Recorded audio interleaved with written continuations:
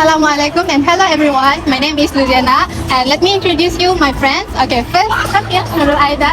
Say hi. Hi. Okay, and then Mashi. Hi. Okay, and then Ain Abika.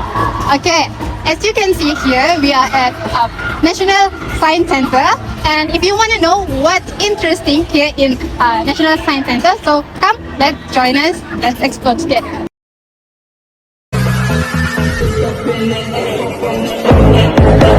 The glow-in-the-dark material is phosphorus or a similar material whose property is called phosphorescence. This means that if it is radiated by UV lights, the atom will hold the light's energy for a long time, but will eventually release it as visible light. The pigment absorbs and stores photons or particles of light from the light source.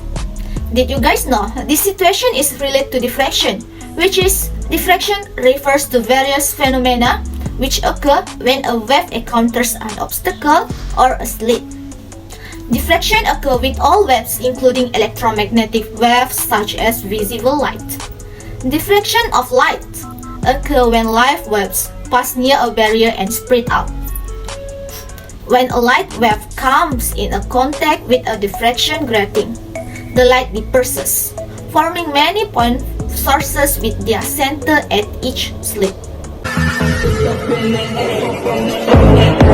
Crystals are a special kind of solid materials where the molecules fit together in a repeated pattern. This pattern causes the material to form all sorts of unique shapes. The process of crystals forming is called crystallization. Crystals often form in nature when liquids cool and start to harden.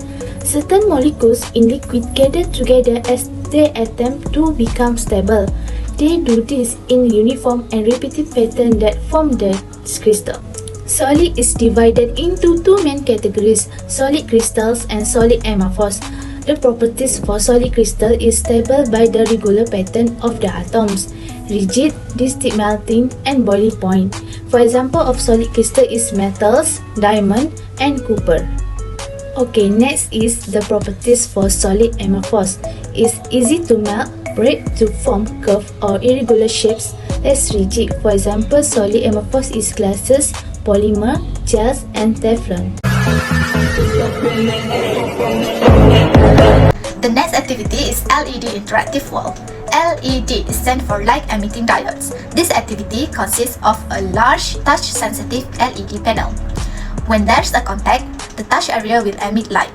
The light production, which especially relates to LED or LED technologies, is referred as solid-state lighting. Solid-state lighting is a type of lighting that uses a semiconductor light emitting diodes, LED, or organic light emitting diodes, OLED, or polymer light emitting diodes, PLED, as source of illumination rather than electrical filaments, plasma, or gas. Since there are no moving parts or gases utilized to produce light, the LED is a solid state. Instead, a diode, which is a semiconductor that has been expertly made with a proper combination of metals and elements, is used to conduct an electrical current. The diode is energized by the electricity to produce light and glowing in various colors depending on the materials used. Well, in my opinion, this field trip was really fun where I got new experience because actually this is the first time I went to visit the National Science Center. Other than that, one of the interesting things is that our group can gain a lot of knowledge while doing various interesting activities that are available there. Finally, I am very satisfied because there are many things available at the National Science Center that can help me and my group in completing our assignments.